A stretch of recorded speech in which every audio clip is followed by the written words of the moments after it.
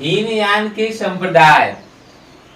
हीनयान के दो संप्रदाय हैं, पहला वैभाषिक, दूसरा सौतांत्रिक।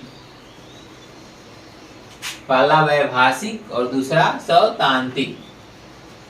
वैभाषिक संप्रदाय क्या है इसके बारे में जानते हैं। वैभाषिक संप्रदाय आधारित है विभाषा शास्त्र नामक ग्रंथ पर। विभाषा शास्त्र नामक ग्रंथ की रचना चौथी बहु संगीत में होती है, और चूंकि हम जानते हैं कि चौथी बहु संगीत कश्मीर में हुई थी, उसी समय इस मत की उत्पत्ति होती है। कश्मीर में ही इस मत की उत्पत्ति होती है। इस मत के अनुसार क्या होता है, चित्त एवं बाह्य जगत के अस्तित्व को स्वीकार किया गया है। ये जो मत है चित्त एवं बाह्य जगत के अस्तित्व को स्वीकार करता है। बाह्य जगत का ज्ञान केवल प्रत्यक्ष रूप से ही संभव है, ये मत बताता है। ये मत बताता है कि बाह्य जगत का ज्ञान केवल प्रत्यक्ष रूप से ही संभव, अर्थात प्रत्यक्ष रूप से देखने पर ही हम बाह्य जगत का ज्ञान प्राप्त कर सकते हैं। इसी कारण इस मत को बाह्य प्रत्यक्षवाद इसी कारण इसे कहा जाता है। इसे बाह्य प्रत्यक्षवाद भी कहा जाता है। क्यों? क्योंकि हम लोग प्रत्यक्ष दर्शन करने के बाद ही ज्ञान की बात करते हैं, तो इसीलिए इसे बाह्य प्रत्यक्षवाद भी कहा जाता है। इस मत के चार प्रमुख आचार्य, इस संप्रदाय के चार प्रमुख आचार्य पहले हैं घोषक, दूसरे हैं धर्मत्रात वसुमित्र, और चौथे हैं बुद्ध देव। घोषक, धर्मत्रात, वसुमित्र, बुद्ध देव। घोषक तुषार जात के आचार्य थे। घोषक जो थे ये तुषार जात के आचार्य थे, जिन्हें अस्मापरांतक के राजा ने चौथी बहु संगीत के बाद अपने यहाँ बुला लिया था। कौन बुलाया था? अस्मापरांतक के राजा चौथी बहु संगीत के बाद अपने यहाँ बुला लेते हैं।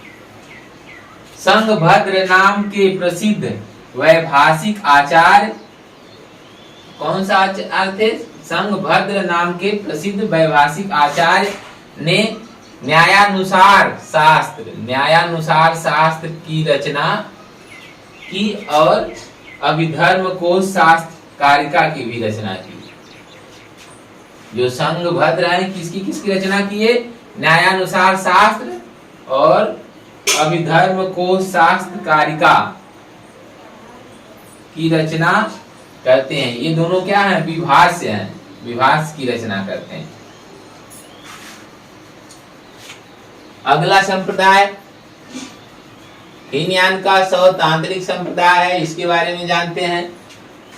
सौतांत्रिक संप्रदाय सुत्त पिटक पर आधारित है। सुत्त पिटक आप जानते हैं, सुत्त पिटक 3 पिटकों में सुत्त पिटक का स्थान बहुत बड़ा है। सबसे बड़ा पिटक भी है ये सुत्त पिटक, सबसे बड़ा पिटक है, और सबसे छोटा पिटक विनय पिटक है, और मध्यम पिटक को अभिधम्य पिटक कहा जाता है। जो मध्यम है, जो बीच वाला है, अभिधम्य पिटक। तो सुत्त पिटक पर आधारित सौतांत्रिक संप्रदाय सुत्त पिटक पर आधारित है। इसी कारण इसे सौतांत्रिक इसीलिए कहा जाता है। सुत्त पिटक पर आधारित है, इसीलिए इसे सौतांत्रिक कहा गया है। इस मत के प्रवर्तक कुमारलात या कुमारलब्ध, कहीं कुमारलात को कुमारलाल भी लिखता है। कुमारलात तक्षशिला के निवासी थे। कुमारलात कहाँ के निवासी थे? तक्षशिला के निवासी थे, और ये समकालीन थे। किसके समकालीन थे? अश्वघोष, आर्यदेव, नागार्जुन के समकालीन थे। वेनसांग द्वारा वर्णित 4 सूर्य इन्हें ही कहा जाता है। 4 सूर्य, वेनसांग 4 सूर्यों का वर्णन करता है।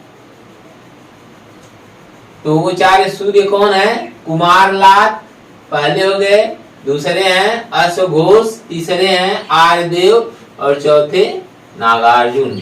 इन लोगों को ह्वेन-सांग ने 4 सूर्य कहा है। श्री लाभ इसी संप्रदाय के आचार्य थे, यानी सौतांत्रिक संप्रदाय के आचार्य श्री लाभ थे। श्री लाभ सौतांत्रिक संप्रदाय के ही आचार्य थे। सौतांत्रिक आनंद और उत्तर को अपना मूल आचार्य मानते हैं। अपना मूल आचार्य किसे मानते हैं? आनंद और उत्तर को। इसी कारण सौतांत्रिकों को उत्तरीय भी कहा जाता है, क्योंकि ये आनंद और उत्तर को अपना मूल आचार्य मानते हैं, इसीलिए इन्हें उत्तरी भी कहा जाता है। यह संप्रदाय भी चित्त तथा बाह्य जगत के अस्तित्व को स्वीकार करता है। ये जो संप्रदाय है, यह संप्रदाय भी किसको स्वीकार करता है? चित्त तथा बाह्य जगत के अस्तित्व को स्वीकार करता है। जिस तरह से ये वाला संप्रदाय भी चित्त और बाह्य जगत के अस्तित्व को स्वीकार किया था, उसी तरह ये भी चित्त और बाह्य जगत के अस्तित्व को स्वीकार करता है, परंतु यह नहीं मानते कि बाह्य जगत का ज्ञान प्रत्यक्ष आधार पर ही संभव है। लेकिन ये लोग ये नहीं मानते कि बाह्य जगत का ज्ञान केवल प्रत्यक्ष आधार पर ही संभव है। इनके अनुसार बाह्य जगत की वस्तुओं के बारे में जो हम अनुभव करते हैं, वह हमारे मन के लिए एक विकल्प मात्र है। एक विकल्प मात्र है, वह हमारे मन के लिए एक विकल्प मात्र है। हमारा मन चाहे तो उस बात को माने, जो हम अनुभव करते हैं उस बात को चाहे तो माने, चाहे तो न माने, वह एक विकल्प मात्र है। इस तरह से yin yang के 2 संप्रदाय, वैभाषिक और सौतांत्रिक के बारे में देख चुके हैं। आइए हम लोग महायान के संप्रदाय को देखते हैं। महायान के संप्रदाय को देखते हैं। महायान के भी 2 संप्रदाय हैं, माध्यमिकवाद और विज्ञानवाद। माध्यमिकवाद और विज्ञानवाद, इसके भी 2 संप्रदाय हैं। माध्यमिकवाद या शून्यवाद, माध्यमिकवाद या शून्यवाद के प्रवर्तक नागार्जुन हैं। नागार्जुन इसके प्रवर्तक हैं और नागार्जुन की रचनाएं हैं जिन्हें देख लेते हैं। नागार्जुन की रचना माध्यमिक कारिका, प्रज्ञा पारमिता शास्त्र, शून्यता सप्तति और चौथी है विग्रह व्यावर्तनी।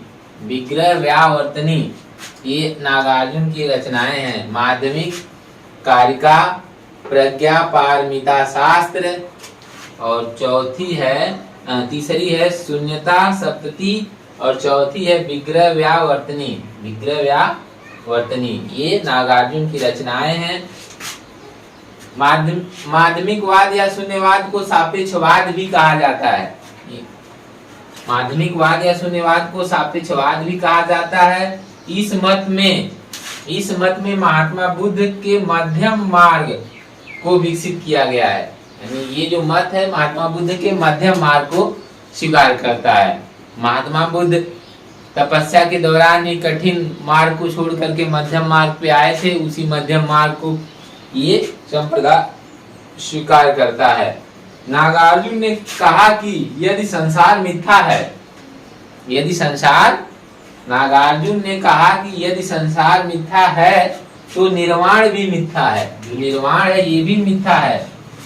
यह संप्रदाय शून्य को ही अंतिम सत्य स्वीकार करता है। ये संप्रदाय शून्य को अंतिम सत्य स्वीकार करता है। शून्य को अंतिम सत्य स्वीकार करता है। नागार्जुन ने प्रतीत समुत्पाद को ही शून्यता कहा है। नागार्जुन ने प्रतीत समुत्पाद को ही शून्यता कहा है। प्रतीत समुत्पाद क्या है?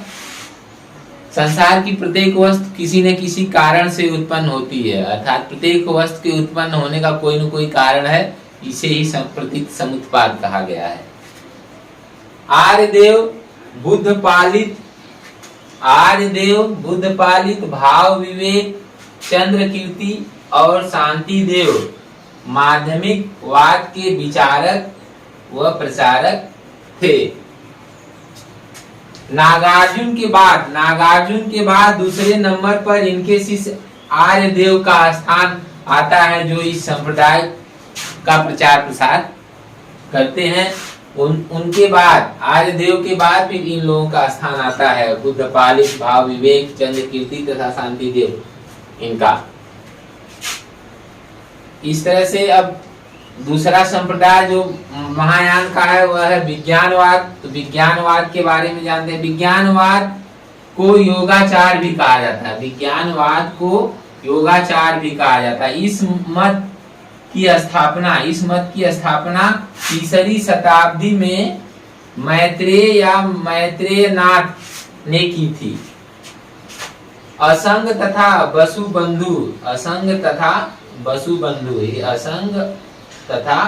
वसुबंधु ने इसका विकास किया। इस मत का विकास कौन किया? असंग तथा वसुबंधु ने। ये मत चित्त अथवा विज्ञान को ही एकमात्र सत्ता मानता है। एकमात्र सत्ता किसको मानता है? चित्त अथवा विज्ञान को यह संप्रदाय एकमात्र सत्ता मानता है। इसी कारण इसे विज्ञानवाद, जबकि चित्त अथवा विज्ञान को ही एकमात्र सत्ता मानता है, इसी कारण इसे विज्ञानवाद कहा जाता है। योग तथा आचार पर विशेष बल देने के कारण इसे योगाचार कहा जाता है। योगाचार क्यों कहा जाता है? क्योंकि यह योग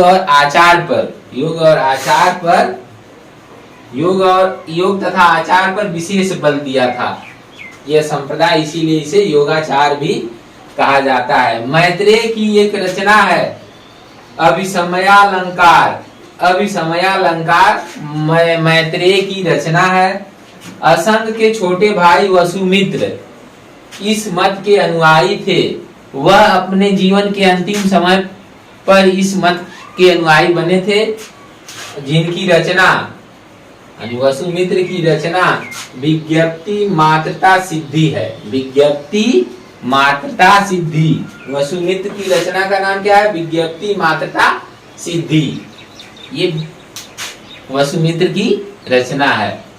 तो इस तरह से हम लोग हीनयान के संप्रदाय और महायान के संप्रदाय को देख लिए। इस तरह से आज का ये हमारा लेक्चर समाप्त होता है। वीडियो आपको कैसा लगा? यदि वीडियो आपको अच्छा लगता है तो वीडियो को लाइक, शेयर और चैनल को सब्सक्राइब करें। आप सभी को धन्यवाद। ओके।